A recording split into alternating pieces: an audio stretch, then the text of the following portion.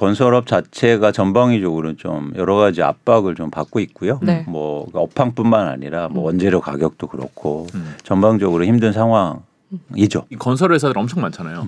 이거 말고도 굉장히 많은 회사들이 참여하죠. 그렇죠. 예를 들어서 뭐 짓는 건설 회사뿐만 아니라 네. 뭐 시행사도 건설업을 땅을 사고 네. 시행도 있고 거기서 원자재를 제공해 주는 회사들도 있고 대표적으로 뭐 시멘트 회사들도 있고 건축 자재 회사들 뭐 네. 싱크대 회사도 있고 아, 네.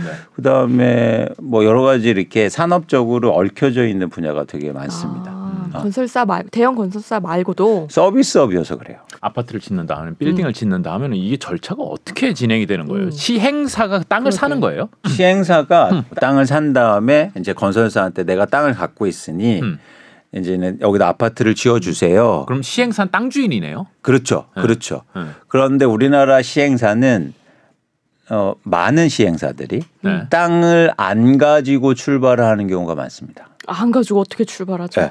예를 들어서 땅을 그냥 확보만 해놓고 네. 확보를 어떻게 안 사고?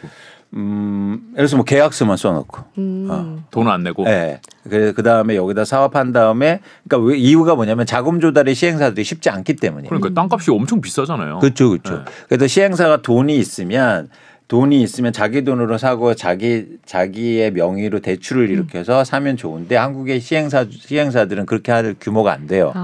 네. 그러니까 홍콩이나 싱가포르는 그런 시행사들이 많아요. 아, 내 돈으로 한다. 내 돈으로 한 다음에 그래서 거기에는 건설사들이 크게 돈을 못 벌어요. 아, 그래요? 왜요? 단순하게 건설만 했으니까. 아, 진짜로 서비스만 제공하는군요. 네. 네. 근데 한국은 뭐냐면 시행사들이 건설사가 같이 해줘야 됩니다.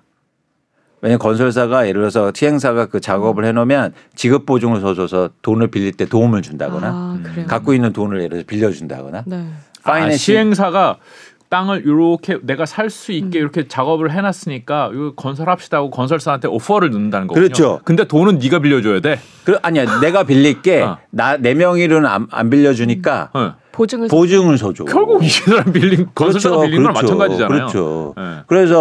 그래서 이제 대부분은 건설사 명의의 지급 보증을 통해서 그렇게 땅이 사업이 시작되죠. 지금 PF 문제가 과거하고는 약간 양상이 다른 거예요. 구조 자체가. 네. 말씀드린 것처럼 과거에 특히 서브프라임 때는 건설사들이 이렇게 지급 보증을 많이 써줬어요. 이유는 뭐냐면 건설사들이 그렇게 서준 이유는 지급 보증을 서줘도 그 공사 물량을 갖고 올 수 있으니까. 그렇죠. 내 거야. 결국 그 대출 받은 돈이 나한테 지급되는 돈이죠. 그렇죠. 그렇죠. 그래서 건설사들이 대부분 지급 보증을 많이 서줬고 그러면서 일종의 그 아파트를 많이 지었단 말이에요. 이게 가능했던 이유가 그러니까 정부가 그래서 2000년대 초반에 아파트를 건설사한테 좀 많이 지어라고 했더니 건설사가 그 IMF를 지나고 난 뒤로 안 지어요. 왜냐하면 겁나서 쉽게 말해서 IMF 때는 우리나라 최대 건설사가 전국의 아파트 분양을 1만 호 정도 분양하는데 부채 비율이 600%였습니다. 그러니까 건설사가 직접 땅을 사서 그 다음에 공급하려니까. 그러니까 내가 시행사 역할도 했어요. 그렇죠. 건설사가 IMF 이전에는. 그렇죠. 근데 그것 때문에 IMF 당해서 건설사에 다 나가 떨어졌어. 그러다 보니까 이제는 새로 그 방식으로 지려니까 나 이제 못하겠다. 그러니까 계속 공급이 부족한 거예요. 그래서 방법이 나온 게 이건 어때? 이건 어때? 너희가 부채 안 지고 지을 수 있는 방법이 있어. 보증만 서. 그러면 우리 재무제표에 쉽게 말해서 우리 숫자에 차입금으로 안 잡혀요. 그렇죠. 부채가 아니죠. 그건 부해부채라고 해요. 전문 용어로. 그래서 지급보증만 서주고 그렇게 그건 다 부채가 시행사가 지는 거야. 근데 사실은 본류로 가면 건설사 부채인데. 어쨌든 그렇죠. 시행사는 거의 뭐 페이퍼 컴퍼니 가까운 거 아니에요? 그렇죠. 그래서 건설사들이 무려 그때 과거보다도 2배 이상의 공급을 하는데 부채 비율은 100% 200%밖에 안 돼요. 이거 약간 둥 가리고 아웅이네요. 그래서 그런데 다 행복했어요. 아파트가 잘 팔릴 때. 근데 아파트가 서브프라임 때 안 팔리기 시작해. 한국의 전국의 미분양의 최대 물량이 16만 가구였어요.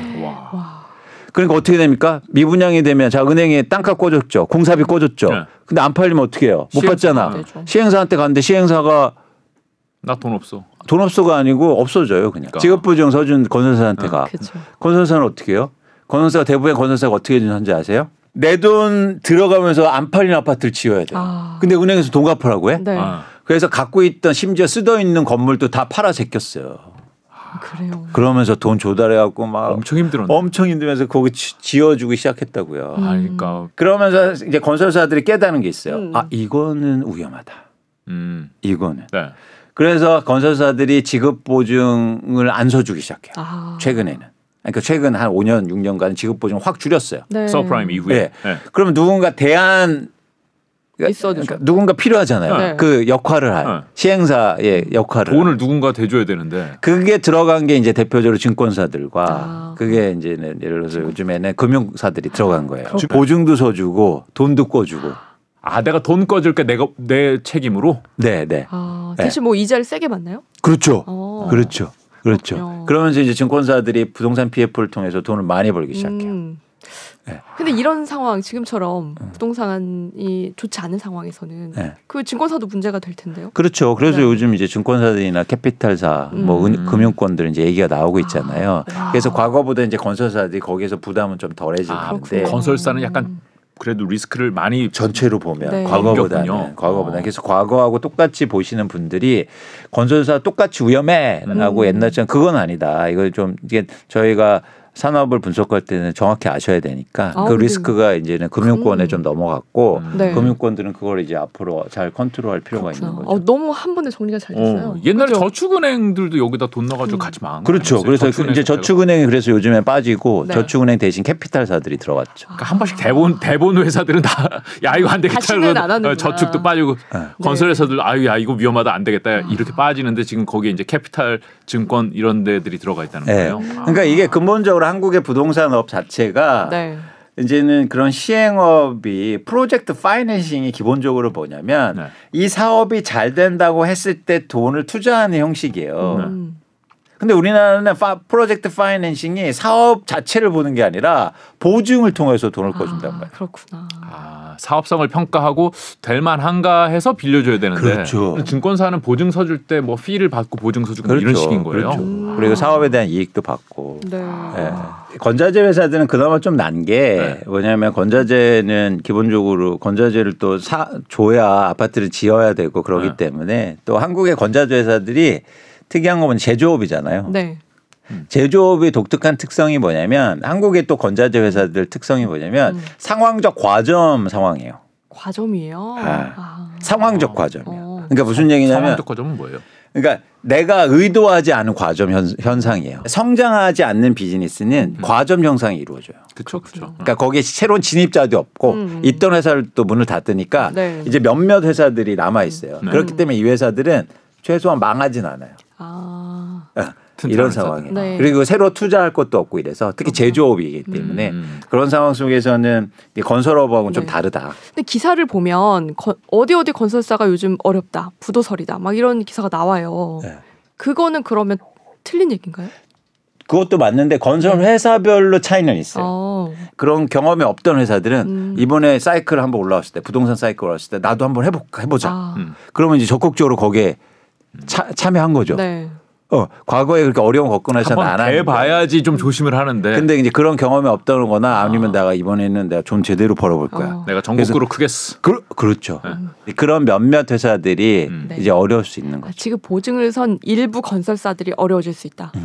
안 선 건설사들도 많지만 규모가 이제 많이 서준 회사들. 많이 서준 회사가 그렇군요. 지금 근데 부동산이 이제 결국은 이게 대부분 아파트잖아요. 뭐 빌딩도 다른 것들도 있긴 하겠지만 결국은 이 아파트 값이 내려가면 분양이 안 될 가능성이 높아지는 거 아니에요. 지금 근데 부동산 자체가 좀 많이 내려가고 있어서 이게 뭐 얼마나 더 내릴지는 모르겠지만 이 부동산 경기하고 직결돼 있다고 봐야 되는 거네요. 그러면. 그렇죠. 그래서 가장 중요한 건 부동산 경기 중에 미분양이에요. 미분양 아파트가 많아지면 바다로 직격탄이고 저희가 통계적으로 보면 분양률이 최소한 62% 나와야 62% 이상 나와야 BEP를 맞출 수 있습니다.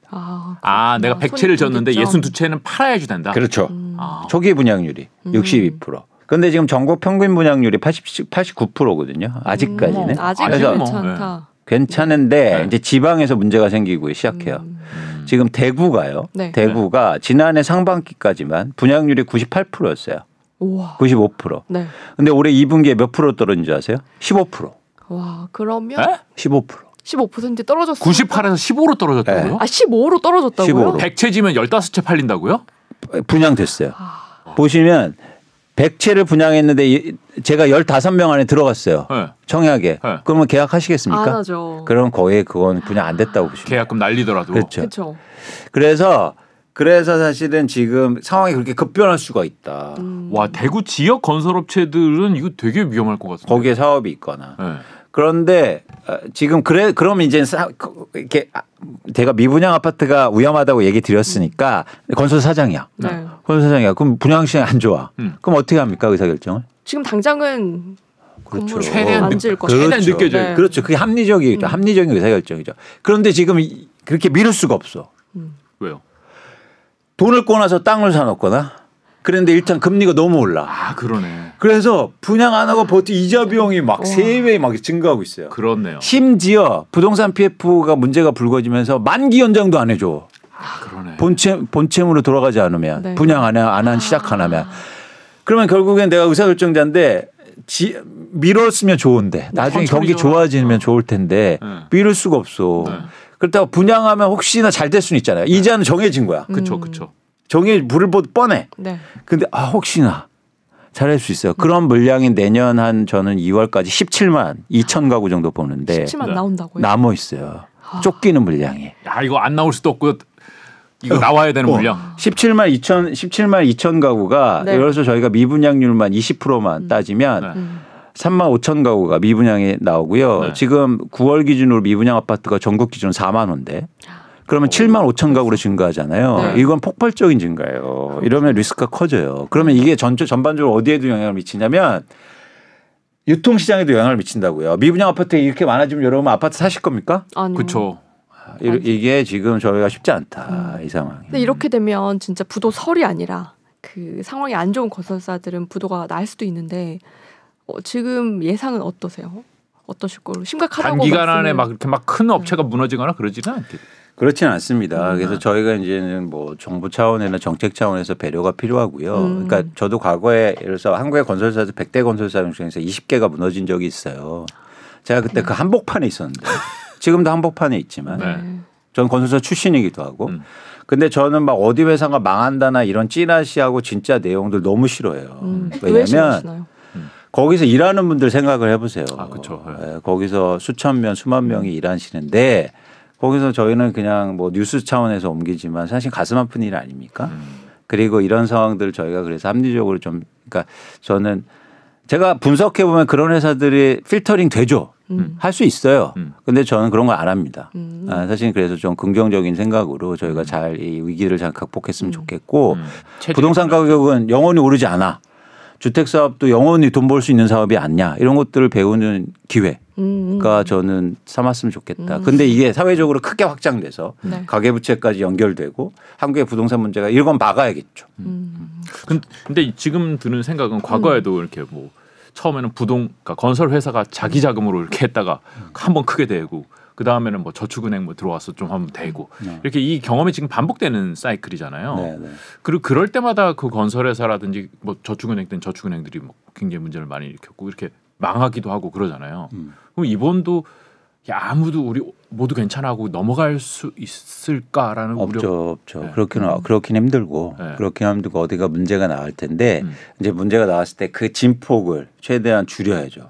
그래서 크게 이렇게 충격받는 걸 최대한 줄일 수 있는 걸 고민해야 되고 그럴 때는 이제 정부의 정책이라든가 아니면 산업적으로 그런 노력들이 좀 필요하지 않나 생각합니다. 그래요. 그럼 PF 이쪽 리스크 우려가 낮아지려면 어쨌든 부동산 경기가 좋아져야 되잖아요. 네. 그 시점이 언제쯤 될지 예상이 되시나요?